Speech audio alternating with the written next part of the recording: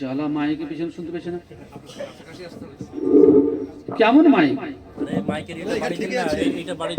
জানে মা যে যাত্রা থিয়েটার করে ওদের কাছে মাইকই থাকে না, সব দূর থেকে ধরে নেয়।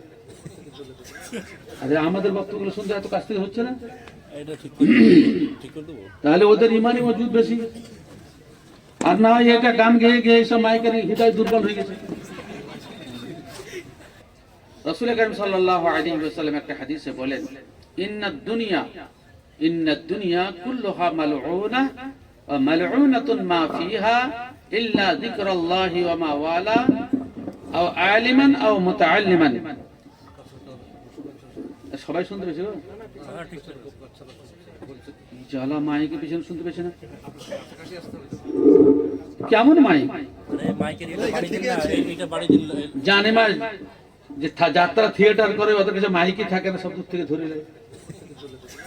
আরে আমাদের বক্তব্যগুলো শুনতে এত কাছ থেকে হচ্ছে না, তাহলে ওদের ইমানি মজবুত বেশি।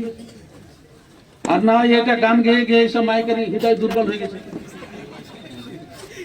আমাদের জলসার মাইক গুলো তো স্পেশাল জলসার মাইক নয়, সব গান করা মাইক।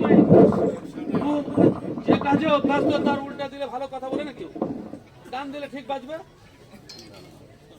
কিন্তু আমাদের দেশের জলসা শুধু জলসা ছাড়া বাজবে না এমন মাইক গলা পাওয়া যায় না। এটা খুব দুঃখিত, মানে আমরা ভেজালে অভ্যস্ত।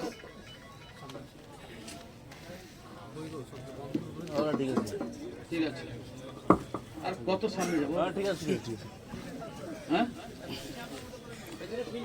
ঠিক আছে, ভালো সাউন্ড আছে। ঠিক আছে, এটা গানটাকে ভালো করে এদিকে করে অন্যরকম ভাবনা রাখলে শুনতে পাবেন না। এখানে যে লোক পড়া আছে মুখেই তো শুনতে পাবে, মাইক হলে তারপর শুনতে পেয়েছে না। দেখেছে? হ্যাঁ ঠিক আছে। আল্লাহ রাসূল সাল্লাল্লাহু আলাইহি ওয়াসাল্লাম বলছেন, ইন্নাদ দুনিয়া কুল্লুহা মালউনা। ভালো করে বুঝেন, ভালো করে। দুনিয়ার প্রতিটি জিনিসের প্রতি আল্লাহর অভিশাপ আছে, সেটা যদি দিনের কাজে ব্যবহার না হয়। দিনের কাজে যদি ব্যবহার না হয়, প্রত্যেকটা জিনিস অভিশপ্ত, আল্লাহর পক্ষ থেকে অভিশপ্ত। ইন্নাদ দুনিয়া মালউনা ওয়া মালউনাতুন মা ফিহা। দুনিয়াতে যা কিছু আছে সবই অভিশপ্ত, দুনিয়া অভিশপ্ত আর দুনিয়াতে যা কিছু আছে অভিশপ্ত। ব্যতিক্রম হচ্ছে ইল্লা যিকরাল্লাহ। জিক্র আল্লাহ, কোরআন মাজিদকে জিক্র আল্লাহ তাআলা বলেছেন কোরআন মাজিদের প্রতি অভিশপ্ত নয়। এটা তো দুনিয়ার জিনিসও নয়, দুনিয়াতে অভিশপ্ত নয়।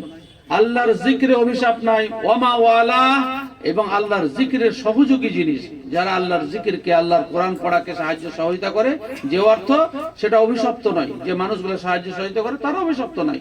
আও আলিমান আও মুতাআল্লিমান, যারা কোরআন শিক্ষা দেয় আর যারা কোরআন শেখে তারা অভিশপ্ত নয়। আল্লাহ রাসূল সাল্লাল্লাহু আলাইহি ওয়াসাল্লাম পরিষ্কার বলে দিয়েছেন, দুনিয়ার প্রত্যেকটা বস্তু অভিশপ্ত, ব্যতিক্রমে চারটা জিনিস: আল্লাহর জিকির, আল্লাহর জিকিরের সহযোগী, আল্লাহর দ্বীনকে শিখে এবং আল্লাহর দ্বীনকে শিক্ষা দেয়। এদের জন্য আল্লাহ রাব্বুল আলামিনের পক্ষ থেকে অভিশাপ নেই। আল্লাহ রাসূল সাল্লাল্লাহু আলাইহি ওয়াসাল্লাম বলছেন,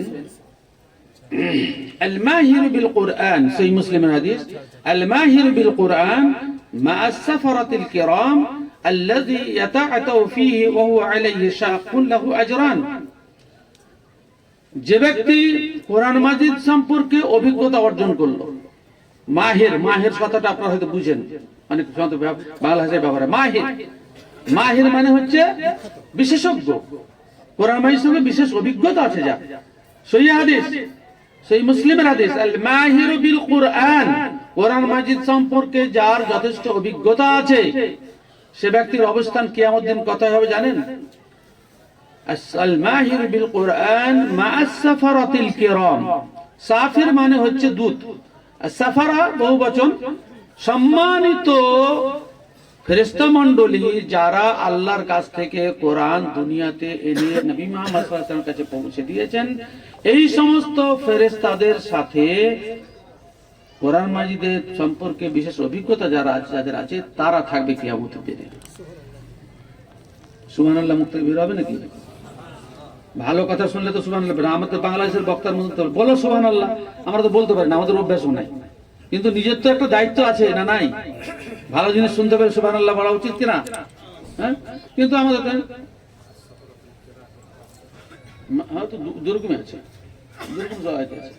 হ্যাঁ, সম্মানিত ফেরেশতা মণ্ডলী যারা লৌহে মাহফুজ থেকে কোরআন মাজিদ রাসূল করিম সাল্লাল্লাহু আলাইহি ওয়াসাল্লামের কাছে পৌঁছে দিয়েছেন সুদীর্ঘ 23 বছরে, ওই সমস্ত ফেরেশতাদের সাথে তারা থাকবেন।